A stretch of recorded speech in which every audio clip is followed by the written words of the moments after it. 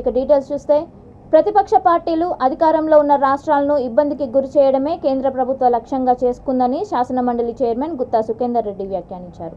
నల్గొండ జిల్లా మిర్యాలగూడలోని MLA camp ఆఫీసులో media సమావేశంలో ఆయన మాట్లాడుతూ సిబిఐ, ఈడీ వంటి పలు సంస్థలతో కేంద్ర ప్రభుత్వం ప్రతిపక్షాల గొంతు నొక్కుతోందని మండిపడ్డారు. జీఎస్టీ పేరుతో రాష్ట్రాల అధికారాలను హరించేస్తోందని, గవర్నర్ వ్యవస్థను నిర్వీర్యం చేస్తోందని ధ్వజమెత్తారు. కృష్ణా, గోదావరి జలాల వాటాలను ఎన్నేళ్లైనా ఇంకా తేల్చలేదని విమర్శించారు. రాహుల్ గాంధీపై బీజేపీ తీసుకున్న చర్య ఆరోగ్యకరమైంది కాదన్నారు. భవిష్యత్తులో వామపక్షాలతో కలిసి పనిచేస్తామని స్పష్టం చేశారు. ఈ సమావేశంలో ఎమ్మెల్యే నల్లమోతు భాస్కర్ రావు పాల్గొన్నారు. ఇదే బీజేపీ కేంద్రంలో అధికారంలో రాకముందు గవర్నర్ల వ్యవస్థ మీద వ్యతిరేకంగా చాలా సందర్భాల్లో మాట్లాడినటువంటి సందర్భాలు మనం చూసాం. కానీ గత ఈ 9 సంవత్సరాల కాలంలో ప్రధానమంత్రి గౌరవనీయులు మోడీ గారి నేతృత్వంలో ప్రభుత్వం వచ్చిన తర్వాత గవర్నర్ల యొక్క వ్యవస్థను ఏ పద్ధతుల్లో దుర్వినియోగం చేస్తున్నారంటే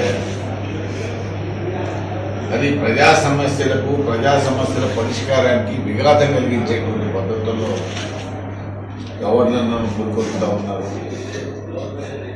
గవర్నర్ల వ్యవస్థను నిర్వీర్యం చేస్తూ ఉన్నారు. రాష్ట్ర ప్రభుత్వాల అభివృద్ధి కార్యక్రమాలకు అడ్డుపడుతూ ఉన్నారు.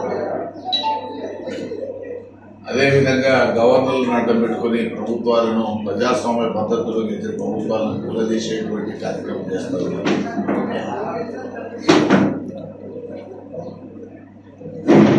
ఈ పద్ధతి భవిష్యత్తుకు మంచిది కాదు. ప్రజాస్వామ్యానికి కేంద్ర ప్రభుత్వం అనుసరిస్తున్నటువంటి విధానాలు గుడ్డలు. అదేవిధంగా నిన్ననే మీరు చూసినారు, దేశంలో తలసరి ఆదాయంలో తెలంగాణ రాష్ట్రంలోని ప్రతి పౌరుడి యొక్క తలసరి ఆదాయం 3,17,000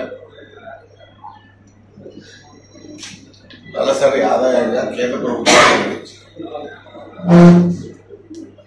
3,17,572 రూపాయలు చెల్లిస్తారు.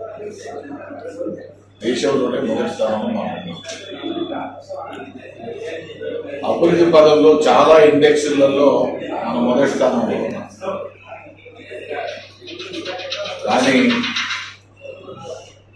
మన మీద ఒక కక్షపూరితంగా 9 సంవత్సరాల విభజన జరిగి ఇప్పటికే కృష్ణా జిల్లాలు, గోదావరి జిల్లాల్లో వాటా తెచ్చారు.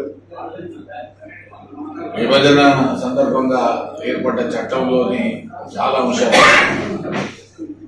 అది బయ్యారం స్టీల్ ప్లాంట్ కావచ్చు, లేకపోతే గిరిజన యూనివర్సిటీ కావచ్చు, డీలిమిటేషన్ కావచ్చు, ఏ ఒక్కటి కూడా ఇప్పటి వరకు కేంద్ర ప్రభుత్వం అమలు చేసిన పాపం